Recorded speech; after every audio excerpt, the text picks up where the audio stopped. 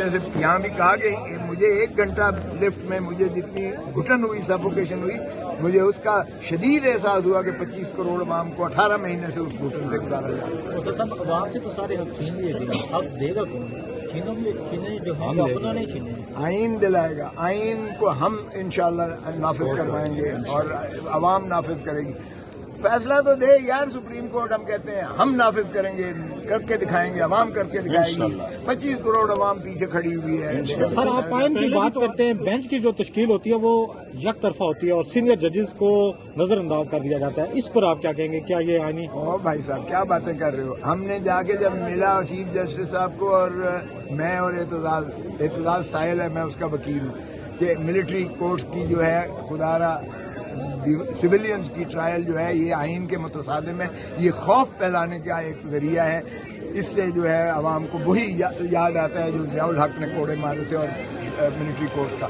یہ نہ عدالتیں ہیں، نہ یہ انصاف دے سکتی ہیں، نہ یہ آئین کے تقاضے کو پوری کرتی ہیں، نہ بنیادی حقوق پر کی کسوٹی پر اترتی ہیں. تو ہم نے کہا کہ فل کورٹ بٹھائیں. یہ ہم نے جا کے اندر بنتی کی تھی، جس کا بڑا بات کا بتنگڑ بنایا، اور ایک سینئر جج فل کورٹ کیوں نہیں بٹھاتے؟ بنایا. انہوں نے کہا کہ یہ 9 جج اس وقت میسر ہے 15 میں سے، باقی باہر گئے ہوئے ہیں ملک کے، اور کوئی حج پہ گیا تھا، کوئی کہاں. بٹھایا. آپ نے دیکھا کیا ڈرامہ بنا اس میں.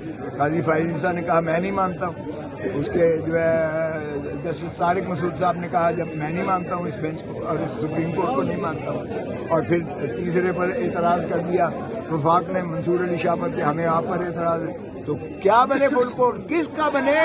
مذاق نہ کریں آپ. خود یہ کہتے ہیں، بیٹھتے نہیں ہیں صاحب. چیف جسٹس بندیال نے بڑی کوشش کی، ہم نے کہا کہ فل کورٹ بٹھائیں، فل کورٹ بٹھایا گیا.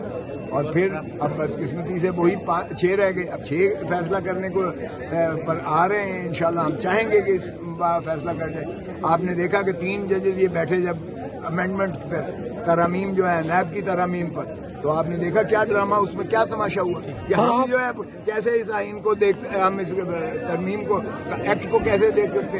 او بھائی یہ ایکٹ، یہ پارلیمنٹ تھی. پہلے یہ بتائیں یہ پارلیمنٹ تھی. 15 بندے صرف بیٹھے ہوئے تھے ٹریجری بینچز کے نیشنل اسمبلی میں جنہوں نے یہ پاس کیا تھا. 15 بندے صرف بیٹھے ہوئے. سینٹ میں بھی آپ نے دیکھا کیا ڈرامہ ہوا. اور پھر اس میں یک طرفہ کبھی ایسا سنا ہے کہ اپوزیشن کے بغیر جو ہے پارلیمنٹ ہو؟ ٹرنکیٹڈ قسم کی، کاٹ کے جو ہے پارلیمنٹ من پسند جو ہے لیڈر آف دی اپوزیشن راجہ ریاض، وہ جو کہتا ہے میں مسلم لیگ نون کی، یہ پارلیمنٹ تھی. مذاق مت کرو. 50 بل انہوں نے آخر میں ایکٹ پاس کیے. صدر چیخ رہا ہے کہ میں نے اسینٹ نہیں دی، میں نے دستخط نہیں کیے. ہوا میں بکھیر کے پھینکتے ہیں.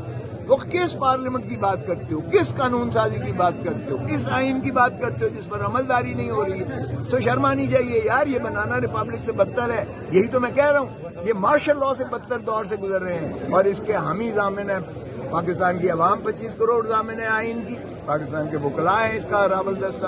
اور انشاءاللہ ہم اپنا کردار ادا کریں گے. ہم نے پہلے بھی کیا. شکریہ. آخری سوال، پہلے قیدی بیمار ہوتے ہیں، قریب میں پہلی دفعہ جج بیمار ہوتے ہیں، وکیل بیمار ہوتے ہیں، آخر چل کیا رہا ہے؟ ایک ہفتے چھٹی پر چلے جاتے ہیں، کسی کو پتہ ہی نہیں وجہ کیا.